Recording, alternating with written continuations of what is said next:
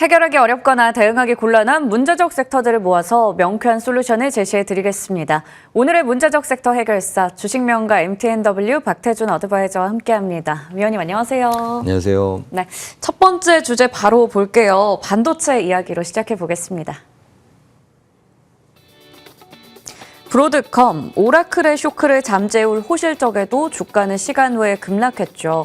그럼에도 우리 IT 투톱은 오전장에 강한 힘을 보여줬다가 오후 들어 또 변동성이 나오는 모습인데요. 칩 품귀에 따른 역대급 실적 예상과 국민성장펀드에 대한 기대도 큰데 반도체주 AI 거품론이 부각될 때마다 오히려 담아야 될까요?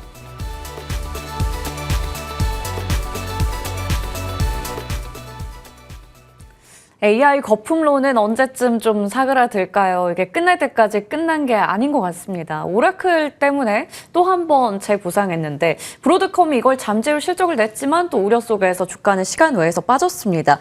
AI 거품론이 이야기가 나올 때마다 뭔가 기회를 준다라고 생각하고 반도체주를 담아야 될지요? 아니면 아직은 관망하는 게 맞을지요? 사실 진짜 잊을만 하면 등장을 합니다. 근데 이게 뭐냐면 주가가 많이 올라왔다라는 얘기거든요. 근데 이 AI 거품론이 잠잠해지려면 조정을 잘 받으면 됩니다. 그럼 이제 더 이상 그런 얘기가 좀 안 나올 가능성이 있는데, 일단 이 반도체 종목군들이 뭐 기회로 활용하는 게 맞죠. 밀릴 때마다, 조정받을 때마다 저렴한 가격에 매수하는 건 맞습니다만은, 일단 뭐 떨어진다고 무조건 담는 건 아닐 것 같아요. 오늘 같은 경우는 반도체 투톱은 견조합니다. 그런데 이제 뭐 소부장 업체들은 낙폭이 좀 강한 또 그런 흐름들을 또 보여주고 있어서 이게 조정을 받는 것이 반도체 거품 때문, AI 거품론 때문일까 아니면은 뭐 그동안 주가 좀 많이 올라와서 그런 상황이 좀 나올까를 우리가 좀 비교 또 분석을 좀 해봐야 될 것 같은데요. 일단은 조정 기간이 길어지게 되면 이제 이 거품론이 다시 한번 또 등장을 한다라고 하더라도 주가 좀 안 밀릴 것 같습니다. 그리고 앞서 말씀드린 반도체 투톱 같은 경우도 글쎄요, 지금 뭐 브로드컴이라든가 또 오라클 실적에 대한 어떤 부담감 때문에 또 AI 거품론이 다시 한번 제기가 되고 있다. 그런데 지금 현재 밀리지 않고 있는 이런 모습이 이어지고 있는데요. 일단 9월, 10월보다는 이 반도체 종목군들의 탄력이 좀 둔화됐기 때문에 지금 조정의 연장선이다. 이렇게 보시는 게 좋을 것 같아요. 이미 또 11월 달에 급격한 조정이 나왔기 때문에 일단은 가격적인 조정보다는 기간 조정이 좀 더 이어지지 않을까 이렇게 판단이 됩니다. 다만 떨어진다고 바로 매수하는 것보다는 이 반도체 투톱이 역사적 신고가를 다시 한번 돌파하는 그런 시점에서 좀 기다렸다가 매수하는 것이 조금 더 안정적이지 않을까 이런 말씀 좀 드리고 싶습니다. 떨어질 때마다 무조건적으로 담는 게 아니라 좀 더 기다렸다가 역사적 신고가를 돌파하는 흐름이 나올 때쯤에 우리가 매수를 하자 얘기를 주셨는데 그러면 지금도 아까 살짝 점심 먹고 나서 변동성 나타났다가 지금 다시 또 올라오고 있잖아요. 견조한 모습을 나타내고 있는 우리 반도체 투톱 전고점 넘어서 그 신고가까지도 도달할 수 있을까요? 그렇다면 어느 정도로 봐야 될까요? 충분히 가능하죠. 지금 이제 올해 4분기만 하더라도 이 디램 가격의 강세를 좀 보여줌에 따라서 이 삼성전자에 대한 어떤 반도체 이익이 한 5배 정도 급증을 한다 이런 얘기도 좀 나오고 있고요. 뭐 내년도에 또 HBM 관련된 좋은 얘기들도 많이 나오고 있습니다. HBM 출하량이 일단 3배는 증가한다. 이렇게 본다면은 지금 목표가를 계속해서 증권사에서 삼성전자, SK하이닉스 목표가를 상향한 지금 현재 조정을 하고 있는 그런 추세이기 때문에요. 전고점 돌파는 이제 시간 문제다. 이렇게 판단이 됩니다. 언제 돌파할지는 뭐 누구도 알 수 없습니다만은 이르면 12월 달에도 가능하죠. 근데 뭐 제 예상으로 봤을 때는 12월 달에는 고점을 반돌파하는 것보다는 기간 조정 성격으로 조금 더 등락이 거듭되는 이런 흐름들이 좀 나오지 않을까 이렇게 좀 생각을 해봅니다. 잠깐 차트를 보면서 삼성전자 흐름을 한번 짚어보도록 할게요. 역사적 고점을 지난 11월 4일 날 11만 2,400원을 찍고 나서 지금 11월 달 조정을 받았고 12월에 조금 회복이 되고 있는 그런 상황입니다만은 아직까지는 전고점을 훌쩍 뛰어넘는 그런 모습은 아니죠. 한 2달 정도는 조정을 받아야지만 충분한 조정이 아닐까 생각이 되고 이 AI 거품론 여기 이런 어떤 악재 속에서도 좀 충분히 또 견조한 모습을 좀 지켜내지 않을까 생각이 됩니다. 그래서 삼성전자도 그렇고 SK하이닉스도 그렇고 조금 더 12월 달에 견조한 조정이 더 나와진다라고 한다면은 뭐 빠르면 12월 말 이르면 또 1월 초에 또 신고 돌파가 또 가시화되지 않을까 충분히 가능하다. 내년도에도 이 반도체 투톱에 대한 강세 기대해 볼 만하다. 이렇게 정리해 드리도록 하겠습니다. 네, 기술적인 분석을 통해서 설명해 주셨습니다. 충분히 전고점도 노려볼 수 있다 얘기를 주셨습니다. 그런데 앞에서도 말씀해 주셨던 것처럼 기간 조정은 당분간 좀 필요할 것이다라는 말씀이네요. 반도체 투톱을 믿는다면 소부장도 같이 좀 공략을 해보면 어떨까 싶긴 한데 소부장 쪽은 영 길을 못 펴고 있습니다. 여기서는 어떤 포인트를 잡고 공략해야 될까요? 앞서 말씀드린 대로 지금 반도체 투톱보다 사실 조정폭이 큰 소부장들이 더 많았었고요. 네. 아직도 추세를 상승세로 못 돌린 그런 소부장들도 많이 있습니다. 하지만 그 중에서 보게 되면 고점에서 나름대로 좀 추세를 잘 지켜내고 있는 그런 종목군들이 있는데요. 이런 종목군들이 주로 역사적 신고가를 돌파한 이후에 그 위에서 주가가 조정을 받는 그런 종목군들입니다. 일단 방송 말미에 한 종목을 제가 또 탑픽으로 좀 들고 나왔는데요. 뭐 ISC 같은 이런 종목군들, 원익, IPS 같은 이런 종목군들, 특히 코스닥의 시총이 높은 그런 소부장 종목군들 좀 중심으로 우리가 좀 관심을 가져야 되지 않나. 코스닥이 강세를 보인다라고 했을 때 지수의 보탬이 되는 시총 비중이 높은 코스닥의 소부장 업체를 좀 주목해보자 이런 말씀 드리도록 하겠습니다. 네, 힌트를 아주 명확하게 주셨거든요. 코스닥에서도 시가총액이 높은 소부장 관련주를 주목해보자. 잠시 후에 이 중에 탑픽 하나 공개하도록 하겠습니다. 그럼 그 전에 두 번째 섹터 이야기 먼저 다뤄볼 텐데요. 방산입니다. 눌렸던 방산주의 시세가 살아납니다. 현대로템은 페루의 K2 전차, 장갑차를 수출한다는 소식에 한화시스템은 폴란드 수주 모멘텀의 강세입니다. 러우 종전 움직임은 빨라지고 있는데 오늘 방산주의 강세는 추세 전환일까요? 기술적 반등인가요?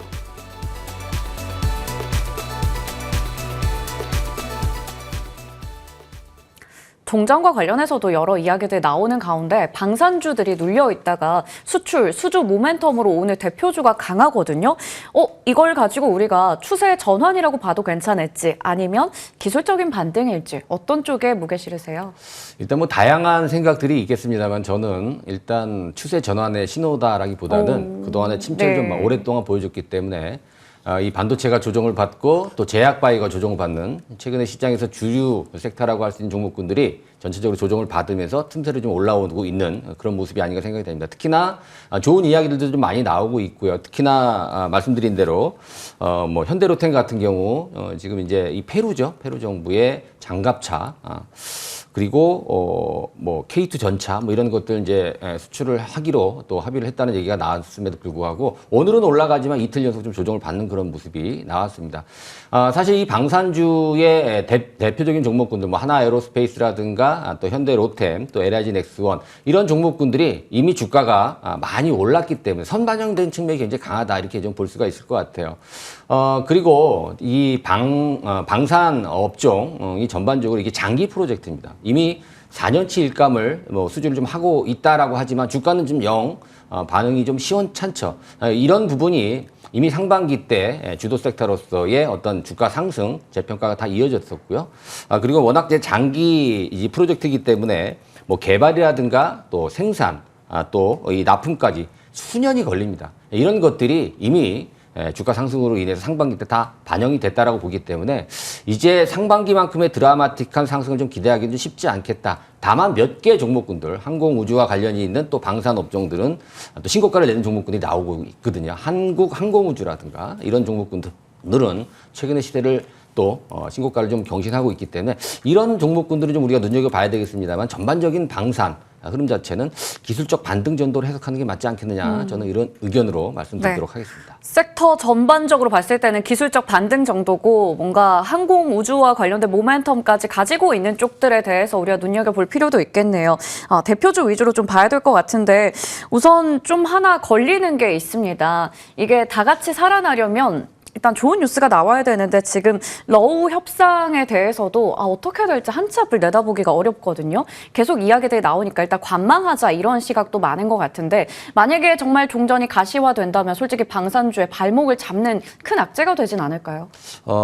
아무래도 이제 악재다라고 이제 볼 수 있겠습니다만은 또 최근에 주가가 좀 많이 떨어졌기 때문에 뭐 종전이 뭐 이제 양국이 다 합의를 해서 또 이제 타결이 된다라고 하더라도 주가에 미치는 영향이 그다지 크진 않을 걸로 생각이 됩니다. 특히나 이제 트럼프가 재집권을 함에 따라서 금방 러시아 우크라이나 전이 금방 해소가 될 것으로 기대했습니다. 아직까지도 지금 현재 난항을 겪고 있습니다. 거의 다 이제 합의점에 이르렀다라는 그런 얘기들이 좀 나오고 있지만 지금 현재 주가에 미치는 영향력도 작아지고 있고 아직까지도 또 이 러시아 쪽에 또 반응도 봐야 되기 때문에 러시아, 우크라이나 중간에서 지금 미국이 또 많은 유럽 정상들과 함께 논의를 좀 하고 있는 것으로 지금 현재 알려져 있습니다만은 쉽지만은 않을 것이다라는 것이 중론입니다. 아직 뭐 이게 구체화되지 않고 있는 또 결정이 되지 않은 그런 가운데에서 이 방산 업종에 대해서 주가의 흐름을 또 좌지우지할 그런 어떤 모멘텀으로 지금 당장은 작용하기 좀 쉽지 않다. 물론 악재라는 것은 분명하지만 이 악재로서의 주가에 반영하는 어떤 정도 자체는 좀 크지 않을 것이다. 자, 이렇게 정리해 드리도록 하겠습니다. 네, 이 이슈는 좀 더 지켜봐야겠네요. 너무 크게 걱정하진 않아도 된다라는 얘기를 주셨는데 그럼 대표주 안에서도 오늘 특히나 강한 쪽에서 저희가 어떤 종목에 더 점수를 높게 매길 수 있을까 궁금합니다. 현대 로템도 오름폭을 좀 키우고 있고요. 한화 시스템은 훨씬 더 강합니다. 둘 다 뭐 수주 모멘텀 있는 쪽인데 어느 쪽이 더 매력적이라고 보세요? 지금 시장은요, 뭐 조정을 받고 있다라고 하더라도 강한 종목이 더 많이 오르는 그런 특징을 예. 가지고 있습니다. 오늘 더 많이 오르는 하나오션 쪽에 조금이라도 좀 점수를 한화 좀, 시스템이요? 하나 시스템에 예. 좀 점수를 더 주고 싶은데요. 일단 뭐 현대 로템 같은 경우에도 이 페루의 K2전차라든가 장갑차 200대 가까운 공급 얘기가 나왔습니다만 주가가 오늘 같은 경우에 한 4% 정도 오르고 있는 그런 모습이라서 거래도 많이 실리지 않는 그런 모습인데요. 특히나 이제 이 하나 시스템 같은 경우에는 일단 오스탈 지분을 지금 19.9%까지 더 확대를 한다. 지난 3월 달에 9.9% 지분을 좀 확대를 했습니다만 이번에 더 확대를 한다는 이야기가 나와서 이런 어떤 방향성을 가지고 주가가 좀 탄력적으로 움직이는 게 아닐까 이렇게 또 판단이 되고 있습니다. 이제 그 하나 그룹 전체적으로 오스탈을 인수함에 따라서 이 MRO에 대한 미국 해군 함정에 대한 MRO 사업까지도 우리가 좀 기대해 볼 수 있을 정도로 상당히 좀 호재라고 볼 수 있습니다. 앞서 말씀드린 현대 로템보다 하나 시스템의 움직임 자체를 좀 더 주목을 해야 되겠다. 자, 이렇게 말씀드리도록 하겠습니다. 더 강한 쪽이 오늘 더 많이 오른다라는 말씀 주셨네요. 한화 시스템 눈여겨보겠습니다. 오늘 문제적 섹터 탑픽은 앞서 예고 주신 대로 코스닥에서 시총이 좀 높은 쪽에서 주목하면 될까요? 어떤 종목인가요? 네, 오늘 코스닥 소부장에서 지금 비중이 높은 예. 리노 공업을 준비를 좀 해봤습니다. 오늘 조정을 좀 많이 받고 있고 최근에 22선까지의 조정이 좀 잘 나오고 있는 그런 모습인데요. 실적도 상당히 좋습니다. 3분기 실적이 상당히 좋게 나왔고요. 4분기도 마찬가지고 내년 초반까지도 이 HBM 관련된 그런 어떤 수주 또 현재 뭐 테스트 이 소켓에 대한 어떤 수요가 급증을 하고 있다는 얘기들이 좀 많이 나오고 있기 때문에 실적에 대한 기대감을 가져볼 수 있습니다. 이 종목 역시도 역사적 신고가를 돌파하는 그런 모습인데 차트를 통해서 한번 확인을 해보도록 하겠습니다.